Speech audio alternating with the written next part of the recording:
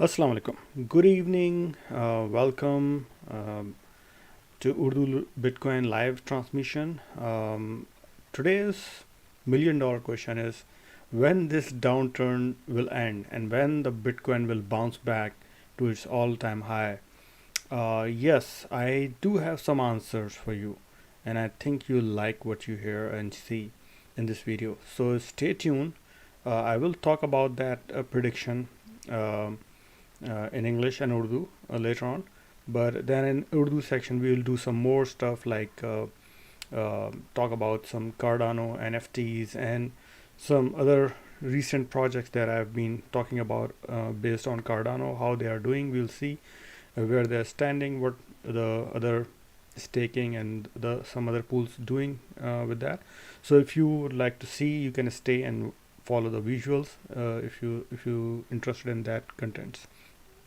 उर्दू में नाज़रीन को बताता चलूँ कि आजकल बहुत ही ज़्यादा लोगों में बेचैनी पाई जा रही है कि बिटकॉइन कब बाउंस बैक करेगा, कब तक ये नीचे गिरता रहेगा बिटकॉइन।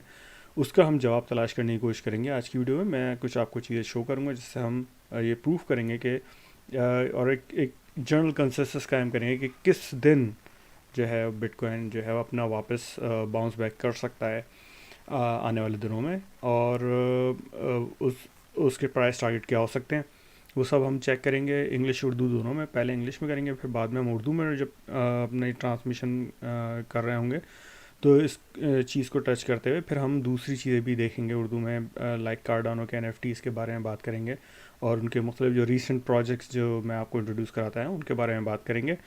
चलिए शुरू करते हैं आज की transmission.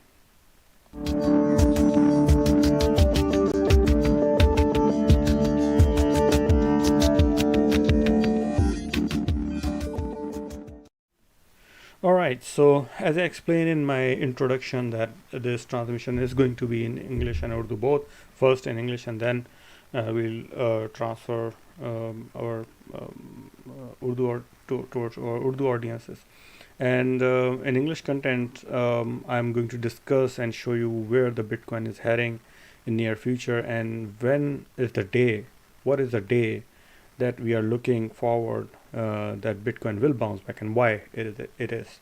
So let's see what is market doing right now.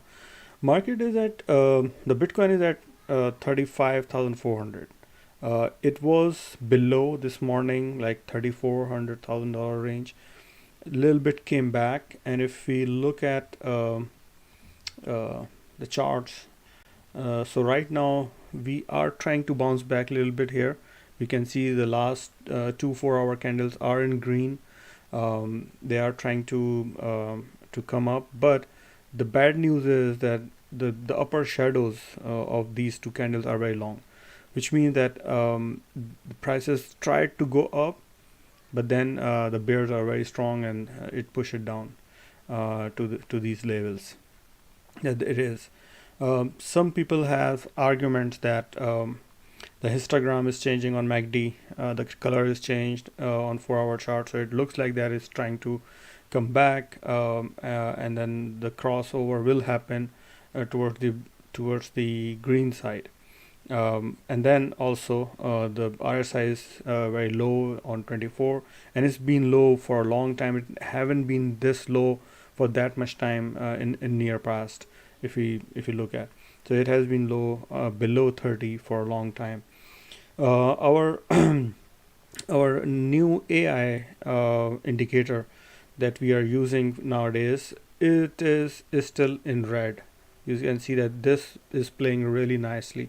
This is red and it is still in red. There was no green signal at all on 4-hour chart yet. So it is trying to come up, but will it come back? I don't think so. How long it'll try? I don't think so. The price action is telling us that it is going to go down further in coming days. So the question is when we are looking this price downturn to end, and why I'm saying that for certainty that on certain day that I'm going to mention you right now, it'll be a big bounce. that we are expecting. So, so first of all, let me mark that day for you, so you know that what day and time I'm talking about. So this is where we are looking right now, right here, 25th and 26th. Somewhere here in this area, I'm pretty sure that we will have a big bounce. Why? Let's see. Um,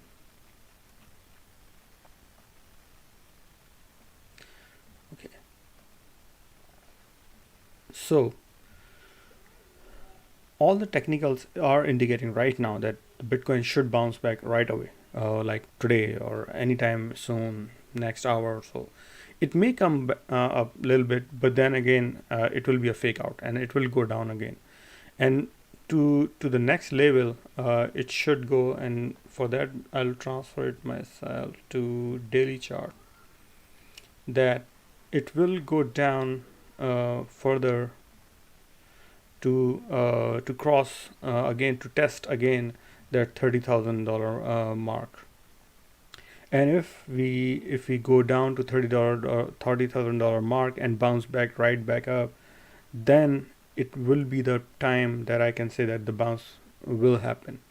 And if it goes down $30,000, below $30,000, and it stays there, that's an alarming situation. If it stays below $30,000 for a day, even, or for a few hours, maybe 4 hours, two candles, is close out at below $30,000, then it can push down further to the next level, which is $20,000. Yes, it can go down at as much as $20,000, but my personal analysis is that it will not go further down than $20,000. If it goes to $20,000, there will be a big bounce. And why I'm mentioning you the time frame, that when I'm looking that why this time frame that I pointed out to you, that this next in next 3 to 4 days, why I'm anticipating that by Wednesday next week it will be bouncing back very hard. Okay, so there's a phenomena that you have heard, that buy the rumor, sell the news, and it is usually happens for all the good things that is announced, like in Cardano, when they were smart contracts launching, they were launching smart contracts. So approaching to that date, everybody was buying, and the prices were going up and up. And then at the day when it was actually it implemented, nothing big happened, and then from there the prices goes down. Same thing happened with the Ethereum, that when then EIP 5057, then they were introducing that concept, the burning mechanism in that. uh, Everybody was thinking that um, that it will be a coin burning mechanism, and it will push very high after that thing happens. So everybody start buying before that happens. So they start buying before, and the prices start going up, rallying up. And then when that thing actual happens, after that it stays a little bit there, and then it fall down. So a lot of events happen in the past like this, that when the good news is anticipated, good news comes out, the price in that anticipation, the price goes high, people start buying. But then when the actual thing happened, after that the prices goes down, and a big sell off we see.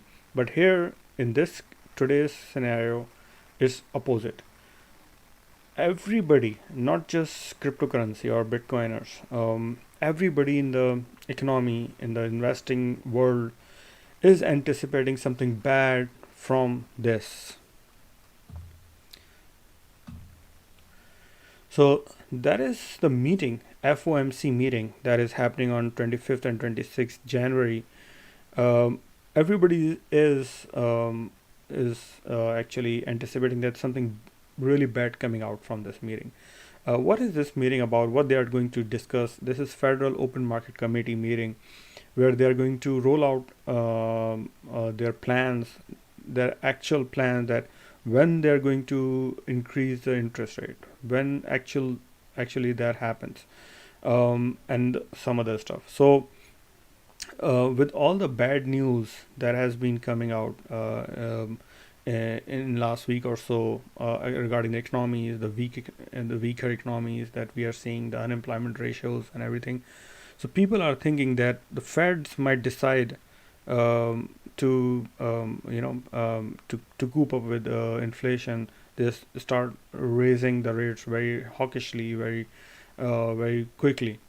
But then, on the contrary, there is an argument that there is a possibility that because uh, the the economy is not as strong as the Paul or the other committee members think about it earlier this year or last year in December when they decided to raise the rates quicker, so they might delay that process. That is another possibility. So it's quite uncertainty. There's a big uncertainty. What is the importance of raising a rate or keeping it low, like all time low, right? Like right now, is that the banks actually borrow the money from Federal Reserves, and then if they get money at 0%, like right now, then they put some percentages on top of it to lend further.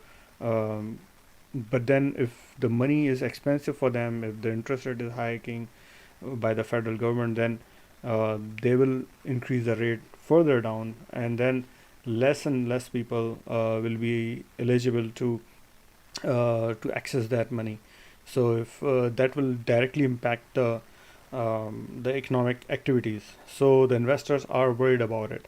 Um, so that is the whole scenario that is surrounding this event, and everybody's anticipating something bad is coming out from this meeting, that they're going to hike rate very quickly, very sharply, maybe starting from next month or maybe March. Is a month everybody is anticipating that things will start go bad for the economy.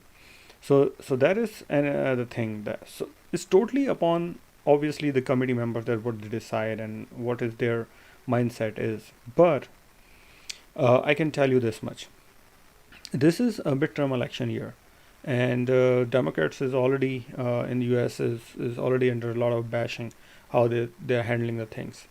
And if they raise taxes, they rate high interest rates very sharply, very quickly, and then that will obviously, they are already seeing the impact in the equity markets, let alone on the crypto market. So I don't expect it. I'm like 90% sure that they will not be hawkish in their policies. They will be tamed down. Whatever they are seeing right now in the economies, they will be tamed down. Very, very slow burn kind of thing they will introduce. And once that market see, when the investor sees that oh, this is nothing, it's nothing burger actually.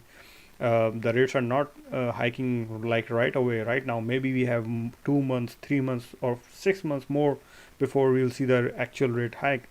If they see that, then they will come back very sharply, very quickly. And we have seen last year in March when the pandemic hits and markets crashes, everything crashes. The first thing came back very sharply was the Bitcoin, the crypto markets. So that is what is happening right now. Everybody's selling off, and I think that sell off will continue till Wednesday, Tuesday and Wednesday, and that's what I'm seeing. That next 3-4 days, I will see more sell off.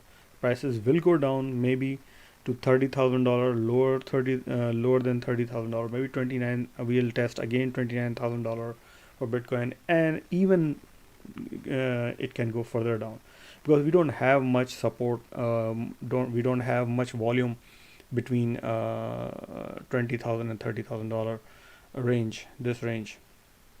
So um, again, the we can see a small rally tomorrow, maybe tonight, but again it will go down again further, one more leg down before the Wednesday comes in, and the investors' confidence comes in, and they'll see that there's not much. The Feds are deciding against the investing policies, or against anybody that can be worried what's coming up. So we'll see a rally right back up.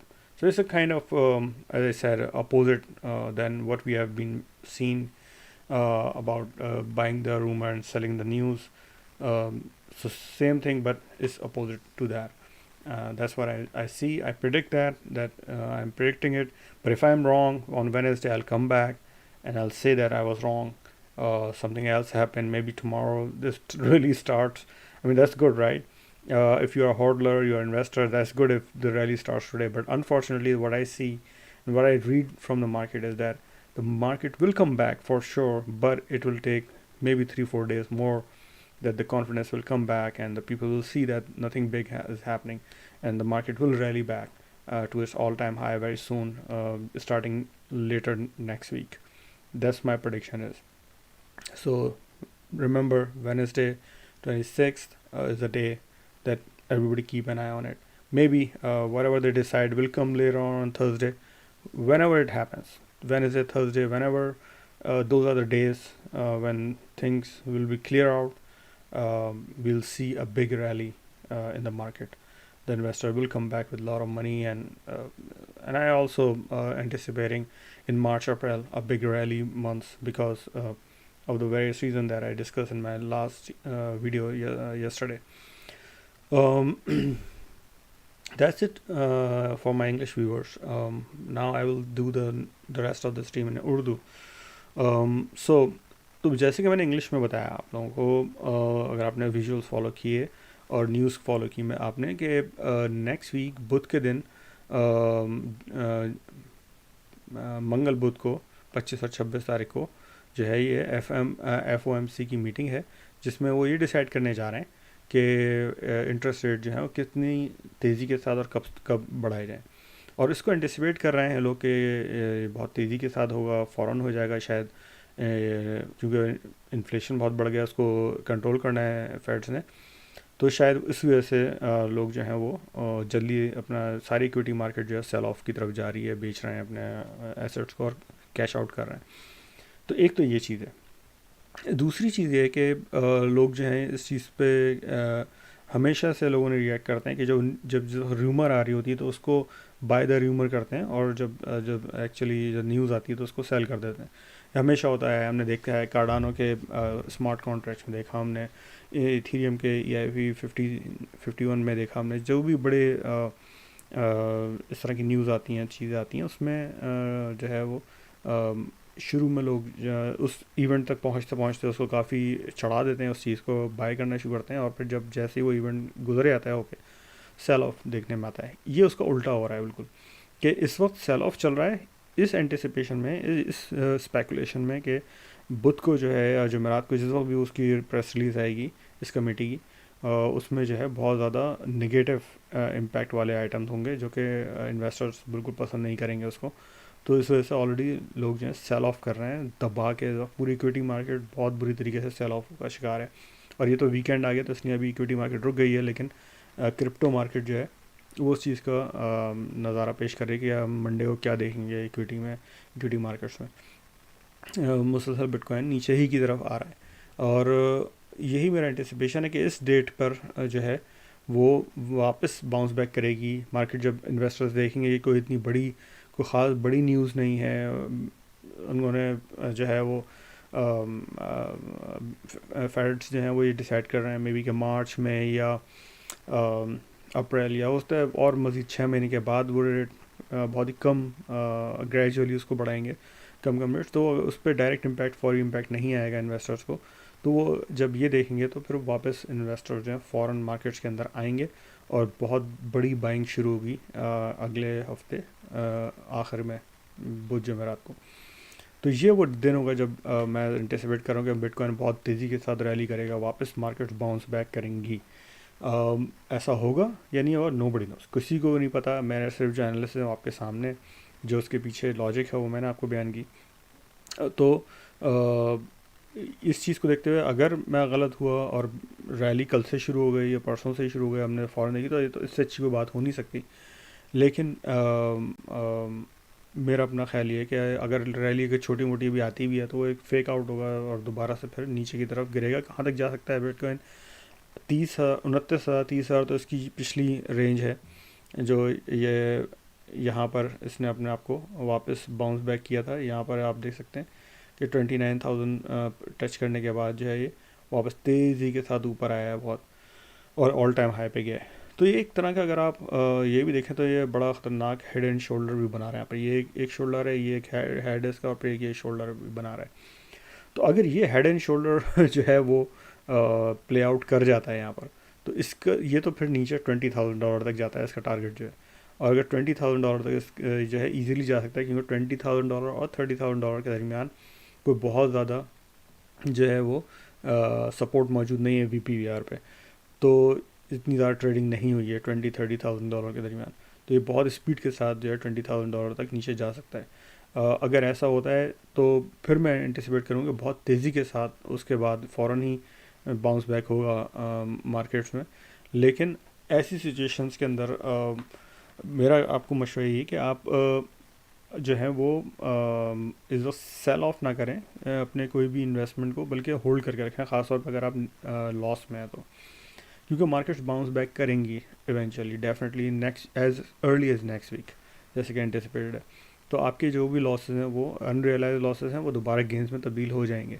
लेकिन अगर आपने side में बैठे हैं, अभी आप side lines पे बैठे हैं और कैश आउट करके बैठे हैं और वापस एंट्री पॉइंट देख रहे हैं आप, तो कभी भी मार्केट को टाइम करने की कोशिश ना करें।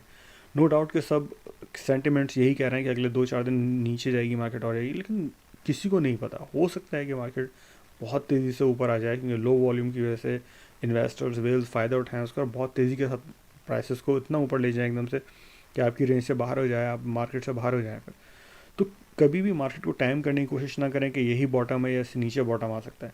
आप डॉलर कॉस्ट एवरेज करें। अगर किसी के पास फॉर एग्ज़ाम्पल $10,000 हैं इन्वेस्टमेंट करने के लिए, तो उसको स्प्रेड आउट करें उन बाइस को। ये अच्छा इस वक्त प्राइस टारगेट 35,000 का बहुत ही अच्छा है। इसमें इन हो थोड़ा सा 10% 5%, फिर वेट करे कल परसों तरसों का अगर मार्केट नीचे आ रही हैं तो उस वक्त दोबारा इन हो वापस। वेडनेसडे को अगर देखें कि मार्केट्स तेज़ी के साथ वापस ऊपर आ रही हैं तो फिर उस वक्त इन हो, या और अगर डिप करती है 20,000 पर अगर आपको मिल जाता है चांस बाय करने का, तो आई वुड से कि अमेजिंग पॉइंट होगा वो, आप उस वक्त भी फिर अच्छा खासा बाइंग कर सकते हैं। तो इस तरह से डॉलर कॉस्ट एवरेज करके इन हो। हमेशा याद रखें एकदम से ऑल इन होने की ज़रूरत नहीं होती कभी भी। आप ये समझ रहे हैं कि बस बॉटम आउट हो गई यहाँ पर मार्केट, अब यहाँ से ऊपर ही जाएगी, लेकिन आप ऑल इन हो गए और नीचे और मज़ीद गिरी मार्केट, तो फिर आपको ग्रीफ होगा कि मैं क्यों थोड़ा नहीं रुका। तो इसलिए मार्केट को टाइम करने की ज़रूरत नहीं है आपको, बल्कि इस चीज़ के लिए फॉर श्योर रहिए कि मार्केट वापस ऊपर आएगी। अभी बेयर मार्केट में नहीं है हम, बुल रन ख़त्म नहीं हुआ है, मार्केट्स को बहुत ऊपर जाना है। अभी बहुत सारे फंडामेंटल्स इस वक्त, अभी मैं माइकल सेलर को सुन रहा था क्रिप्टो के चैनल के ऊपर, तो वो यही बात कर रहा था कि आप अगर कोई चीज़ ख़रीद रहे हैं, इन्वेस्टमेंट कर रहे हैं, वॉरेन बफेट का वो जुमला जो है उसने बयान किया उसमें, कि अगर आप इन्वेस्टमेंट किसी चीज़ में कर रहे हैं और अगर आप उस चीज़ को 10 साल नहीं होल्ड कर सकते, 10 साल के लिए उस चीज़ को नहीं रख सकते अपने पास, तो आप उसको 10 मिनट के लिए भी ना रखें। तो बड़ा गहरी बात उसने कही उसमें कि आपको उसमें बिलीव होना चाहिए, उस प्रोजेक्ट पे, उस इन्वेस्टमेंट पे। घर अगर कोई ख़रीदने जा रहे हैं, तो अगर आप ऐसा घर ख़रीदें कि आप घर ख़रीदने जाएंगे अगर, तो ऐसे घर ख़रीदेंगे जिसमें आप लाइफ टाइम रह सकें, लंबा रह सकें, 10-20 साल रह सकें उसके अंदर घर में, या उसका वहीं लॉन्ग टर्म प्लानिंग का मैं यहीं रहूँगा। ये ऐसा अच्छा इलाका देखेंगे आप, अच्छी प्रॉपर्टी देखेंगे आप। ऐसा नहीं देखेंगे कि आप बस मैं जो है 1-2 साल के लिए रहने जा रहा हूँ, या 5 महीने के लिए, 6 महीने के लिए रह रहा हूँ, फिर यहाँ से मूव कर जाऊँगा। ऐसा घर कभी भी बाय अप नहीं करेंगे। तो इन्वेस्टमेंट का भी यही है, इस प्रोजेक्ट्स का भी यही है कि इसमें आप पहले उसको अच्छी तरह स्टडी करें, देखें, जब आप उसको पसंद करते हैं जिन जिन प्रोजेक्ट्स को, वहाँ उनसे स्टिक हो जाएं बस आप, और उसमें डॉलर कॉस्ट एवरेज करके आप इन्वेस्टमेंट करते रहें डेफिनेटली कुछ सालों में। और क्रिप्टो में तो ये मशहूर है ये बात कि अगर आपने 4 साल गुजार दिए कि रेगुलर थोड़ी थोड़ी इन्वेस्टमेंट करते रहे, स्विंग ट्रेड ना करें, बल्कि जब भी डिप आए थोड़ा सा बाय कर लें, जब भी डिप आए थोड़ा सा बाय कर लें अपने पसंदीदा कॉइन्स को। तो डेफिनेटली लॉन्ग रन में 3 से 4 साल में आप बहुत ज़्यादा पॉजिटिव में होंगे, बहुत ज़्यादा इनकम में होंगे, आप financial freedom most likely achieve कर चुके होंगे अगर 3 से 4 साल आपने ये कर लिया क्रिप्टो मार्केट में। तो आई थिंक ये मेरी प्राइस प्रेडिक्शन के हवाले से गुफ्तगू काफ़ी है।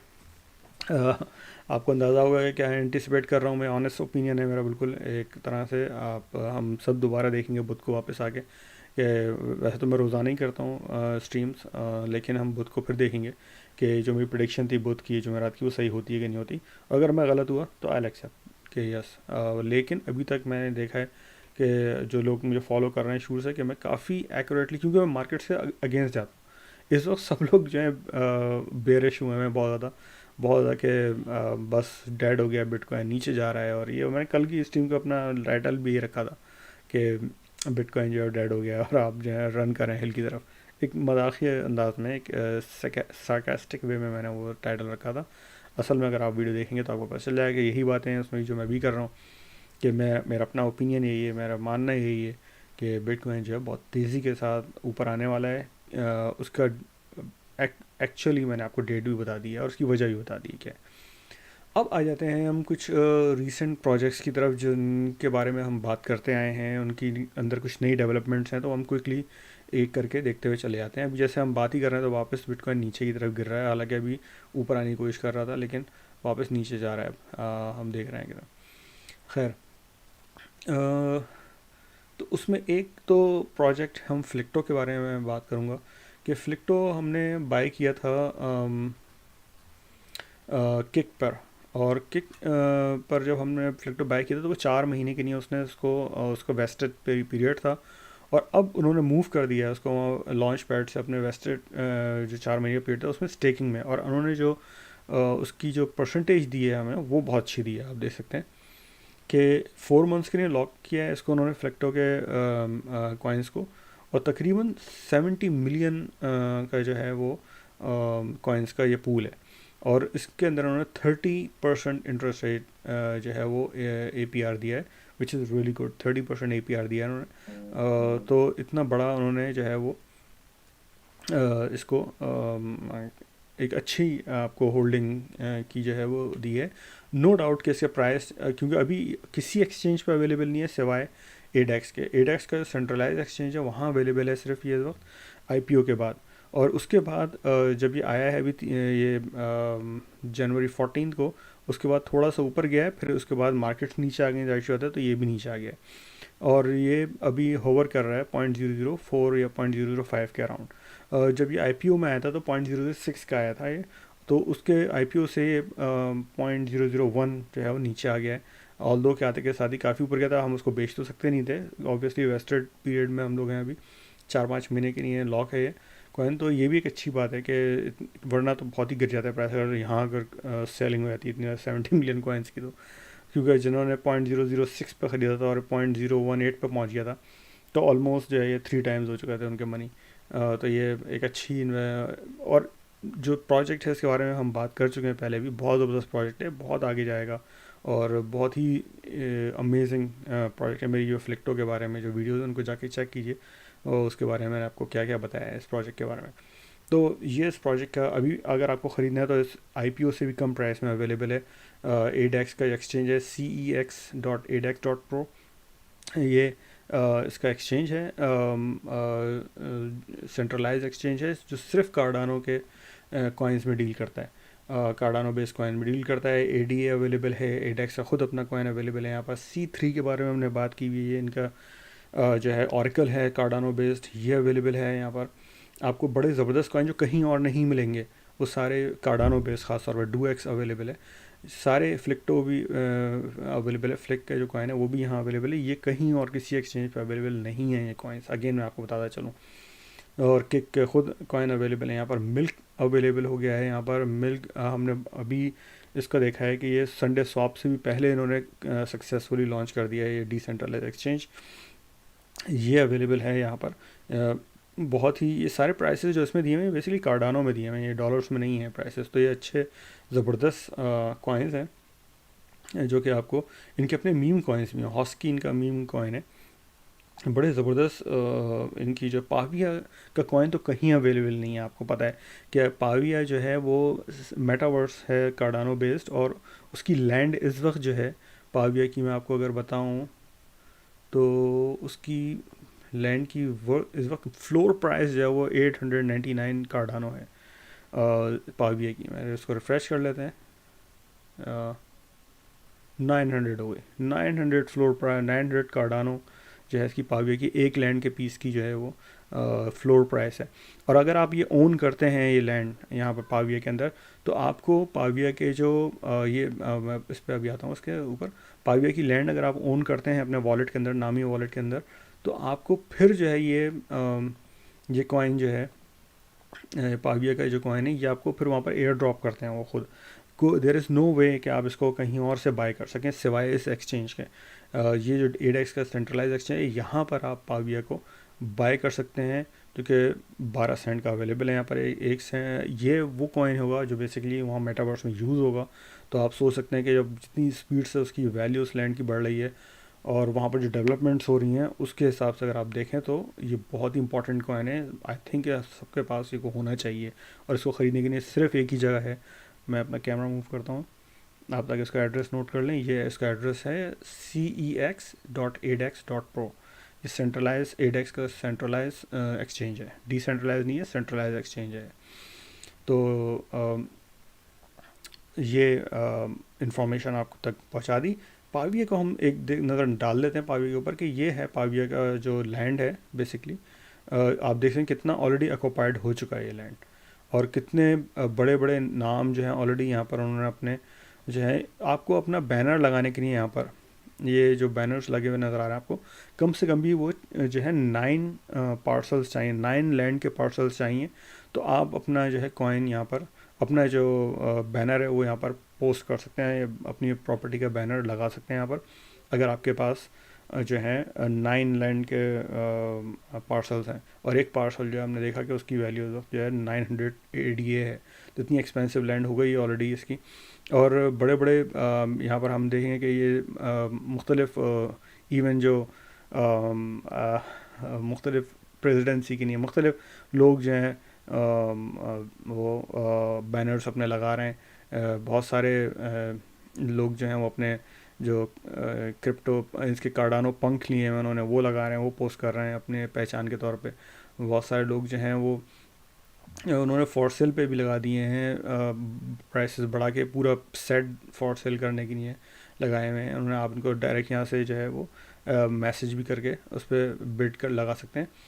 इसमें लैंड सबसे ज़्यादा आप और देखें, लैंड 3 लाख, ये पार्सल जो 3 लाख का बेच रहे हैं, 3 लाख का अडानों का बेच रहे हैं, 300K का ये पूरा पार्सल 9 लैंड का। क्यों? क्योंकि ये जो है ये जो इनका सेंट्रल प्लाजा है उसके बिल्कुल बराबर में। तो सेंट्रल प्लाजा के आसपास जितनी लैंड होगी वो ज़्यादा महंगी होगी और महंगी होगी। तो यहाँ पर आप देख सकते हैं बड़े प्रोजेक्ट्स ने ऑलरेडी इन्वेस्टमेंट्स करना शुरू कर दी हैं, अपने चीज़ें बनाना शुरू कर दी हैं यहाँ पर। ये सब चीज़ें रोल आउट होना शुरू होंगी। डेनोज है, और मैं देख रहा था बहुत इसी तरह से ये इनके सेंट्रल प्लाजा के अलावा ये इनका जो है ये स्टेडियम है। यहाँ स्टेडियम जो है वो उसमें उसके आसपास की ज़मीन भी महंगी है। इसी तरह से बीचेस की ज़मीनें हैं वो ये सैंड हैं, ये बीचेस हैं। यहाँ पर समंदर के पास की ज़मीनें ये महंगी हैं, ज़ाहिर सी बात है ये सारी।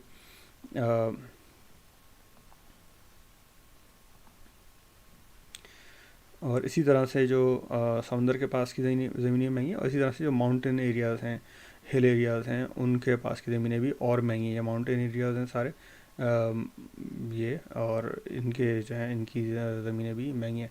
अच्छा, आप चेक कर सकते हैं, बड़ा इंटरेस्टिंग सिनेरियो है कि अगर आप यहाँ पर jpg.store जो है जहाँ से NFT आप बाय कर सकते हैं इसकी,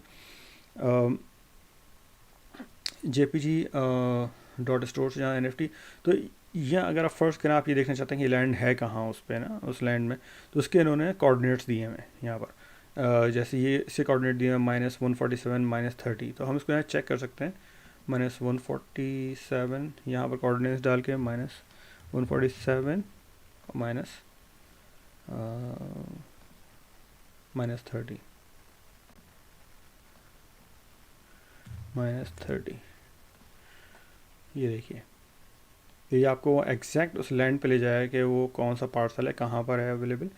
ये देखिए बिल्कुल कोने में है ये, इसलिए इतना सस्ता है, वरना ये बहुत महंगे जा रहे हैं अब ये पार्सल। जो मैंने आपको बताया कि जो करीब हैं समंदर से या किसी सेंट्रल पार्ट से या स्टेडियम में करीब करीब, देखें कितना ज़्यादा ऑलरेडी क्लस्टर्ड हो चुके हैं, और ये ज़्यादा महंगे होंगे। जो थोड़ा दूर है, आबादी से थोड़ा दूर है, ज़रा कॉर्नर पे हैं, वो इस वक्त 900 कार्डानो का मिल रहा है ये। तो इस तरह से उसकी लोकेशन, उस लैंड की लोकेशन भी चेक कर सकते हैं कि वो लैंड जो है कहाँ पर है इस पर। तो ये इनका जो पाविया की जो वेबसाइट है उस पर जाके map.pavia.io पे जाके आप ये देख सकते हैं। और अपना वॉलेट आप इससे कनेक्ट कर सकते हैं। अगर अपना वॉलेट आप कनेक्ट कर लेंगे यहाँ पर, तो उसमें ये होगा कि आपकी जो फाइंड माई लैंड होगी, तो वो आपका लैंड पार्सल आपसे कनेक्ट, आपके वॉलेट से रीड कर लेगा कौन सा आपका लैंड पार्सल है, और उसको यहाँ कनेक्ट कर देगा उससे, कि आप अपने लैंड पे फिर उसको डेवलप कर सकते हैं जो भी चाहें उसमें आप चीज़ें। और इसमें तो यहाँ पर जब ये रोल आउट होगा इसका पूरा सिनेरियो, अभी देखें अंडर कंस्ट्रक्शन है बहुत सारी चीज़ें यहाँ पर, ये अंडर कंस्ट्रक्शन है, कुछ बना रहे हैं। तो जब ये लैंड जो है इसका एक्चुअल यहाँ के पूरा ख़रीद फरोख्त और तमाम एक्टिविटीज़ शुरू होंगी, तो सारी पाविया के कॉइन्स के थ्रू होंगी, और इनकी वैल्यू उसी हिसाब से फिर बढ़ेगी। जैसे कि हमने देखा डिसेंट्रलैंड में या सैंड बॉक्स में, हमने देखा कि वहाँ पर किस तरह से एक्टिविटीज़ बढ़ी, ख़ास तौर पे जब बड़े बड़े जो प्लेयर्स हैं, बड़े बड़े जो सेलिब्रिटीज़ हैं, वो उसमें कूद पड़े, तो उसकी वैल्यू कहाँ से कहाँ चली गई सेंट्रल लैंड की। ख़ास तौर पे जब मेटा अनाउंस हुआ, फेसबुक खुद भी मेटावर्स में जा रहे हैं, तो ये उसका एक ये कार्डानो बेस्ड मेटावर्स है। इसका क्या आगे और किस तरह से इसको मज़ीद इंटरेक्टिव बनाया जाएगा, किस तरह से इसको यूज़ किया जाएगा, विल सी, हम देखेंगे कि क्या होता है। इसके अलावा NFTs के हवाले से एक चीज़ और आखिरी हम देख लेते हैं कि कार्डानो की NFTs के हवाले से ये साइट मैंने आपको बताई है, OpenSeaNFT.io। ओपन सी तो एक तो इथीरियम की साइट है, ये है ओपन, और फिर सी कार्डानो का सी, लेटर सी, NFT.io, ये है इस तरह से। वो जो इथीरियम वाली है वो ओपन SEA करके है, ये ओपन सी लेटर्स, जो लेटर सी होता है वो ओपन सी NFT.io के साथ है। इसमें आप जो है मुख्तलिफ जो आप देख सकते हैं, पाविया नंबर 1 पे है इस वक्त है, NFT का जो है वो है। हालांकि इसके जो एसेट्स हैं वो 60,000 के करीब एसेट्स हैं इसके, यानी 60,000 पार्सल हैं इसके। और अभी तकरीबन इसके बारे में ये कहा जा रहा है कि 60% 70% लैंड जो ऑलरेडी सोल्ड आउट हो चुकी है, जो कि हमने देखा भी इसके मैप के ऊपर भी जाके कि काफ़ी ज़्यादा ऑलरेडी एक्टिविटीज़ वहाँ पर होना शुरू हो गई। सेकंड नंबर पे जो है बॉब कैट रॉकेट क्लब है, बॉस कैट रॉकेट क्लब है। उसका जो दूसरा जो उसका रॉकेट्स के पार्ट्स हैं उनका जो है वो तीसरे नंबर पे। और ये जो है वो उसका फ्लोर प्राइस आप देखिए ऑलरेडी 9,000 तक चले गए, 9,000 कार्डानो। तो ये मैंने आपको जब बताया था इसके बारे में, आई थिंक उस वक्त जो था ये शायद कुछ हंड्रेड्स में था, चल रहा था ये 200-300 का जो है एक पार्ट चल रहा था इसका। और इस वक्त जो है वो 9,000 कार्डानो का पार्ट, मैंने भी मिस कर दिया ऑब्वियसली, मैंने भी नहीं इसको बाई किया, लेकिन क्योंकि अगेन इसके पार्ट्स जो हैं बहुत ही सिर्फ 4,000 पार्ट्स रॉकेट्स के पार्ट्स हैं। अगर आप गेम में इंटरेस्टेड हैं तो definitely it's very good investment इस NFT की। इसके अलावा बॉट क्लब को हम देख सकते हैं यहाँ पर, यस मैंने ये बाई किया था, मैंने आप लोगों को बताया, दिखाया भी था कि बॉट क्लब का जो मैंने NFT बाई किया था उसका, इसके फ्लोर प्राइस जो हैं वो तकरीबन 300 कार्डानो के अराउंड है। मैंने तकरीबन 100 कार्डानो का ये लिया था, तो still I am in very much positive in that, बहुत ज़्यादा प्रॉफिट के अंदर हूँ मैं इसमें, और एंटिसिपेट कर रहा हूँ ज़्यादा, क्योंकि सिर्फ 3,000 इसके जो हैं वो आइटम्स हैं, तो इसको और आगे ऊपर एंटिसिपेट किया जा रहा है कि और ऊपर आता है। इसके अलावा जो अभी रिसेंटली ये डेड पिक्सल है, ये जंप करके ऊपर आया है, और चिल्ड कॉन्ग तो है ही, अप एंड डाउन चलता रहता है, ये भी है। AD निंजा भी रिसेंटली जंप करके ऊपर आया है ये, और रैट्स डाओ जो है ये अभी एक जंप करके ये चीज़, ये भी एक नया ऊपर आया है।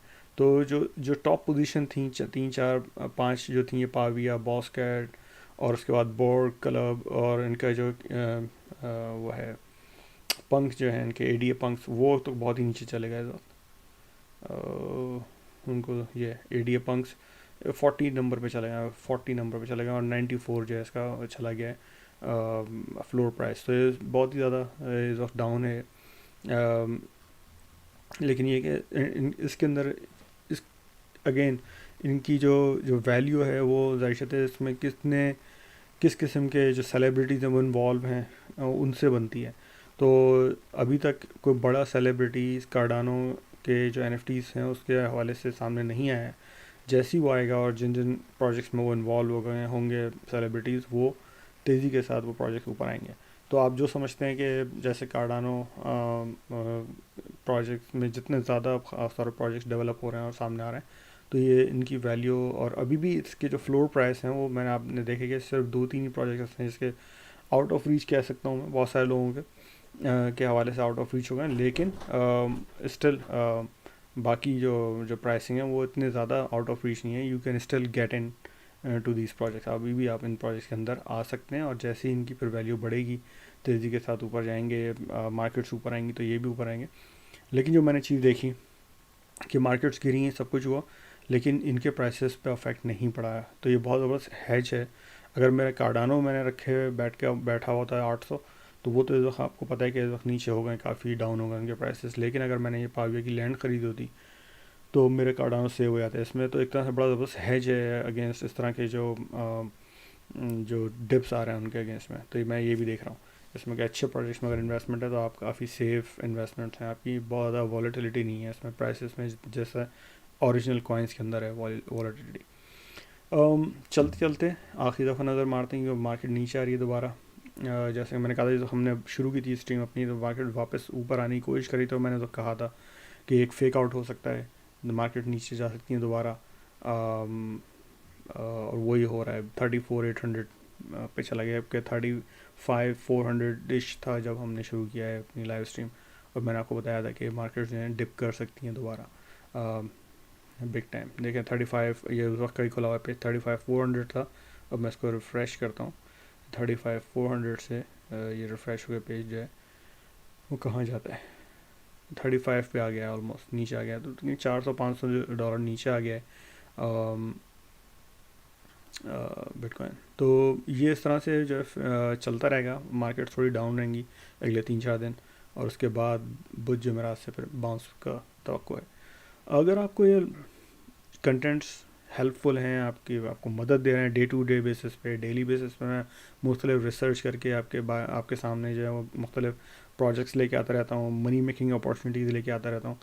अगर आपको एक बेनिफिट दे रही हैं और समझते हैं अगर फ्यूचर में भी बेनिफिट देती रहेंगी ये चीज़ें, तो हम सिर्फ क्रिप्टो करेंसी के बारे में बात नहीं कर रहे हैं। अब हम जो है उनसे रिलेटेड दूसरे प्रोजेक्ट्स जो हैं, स्टेकिंग पूल्स हैं, NFTs के प्रोजेक्ट्स हैं, उनके गेम्स के प्रोजेक्ट्स हैं, उनके सबके बारे में कवर कर रहे हैं हम, और ख़ास तौर पे कार्डानो कवर कर रहे हैं, क्योंकि मेरा अपना मानना ये है कि आने वाला साल और उसके बाद भी कार्डानो बहुत तेज़ी के साथ बहुत तरक्की करने वाला है। तो मैं फोकस कर रहा हूँ कि कार्डानो बेस्ड प्रोजेक्ट्स को, ख़ास तौर पे जो अभी इंक्यूबेटर में है, अभी आ रहे हैं ऊपर, उनको शुरू में ही बाई कर लिया जाए, बहुत चीप उनके कॉइन्स बाई कर लिए जाए, ताकि जब वो ब्लो करें एकदम से, ब्लूम करें एकदम से, तो हम जो बोट हमने मिस कर दी इथीरियम में, वो हम जिन लोगों ने भी इथीरियम में बोट मिस कर दी शुरू में, जब जो लोग सोलाना या इथीरियम या उनके ऊपर जो बने प्रोजेक्ट्स हैं उनको नहीं ख़रीद सके सस्ते में, उनके पास अब ये चांस है कि वो कार्डानो बेस्ड प्रोजेक्ट्स को जो है वो एक्वायर कर सकते हैं बहुत चीप प्राइसेस में।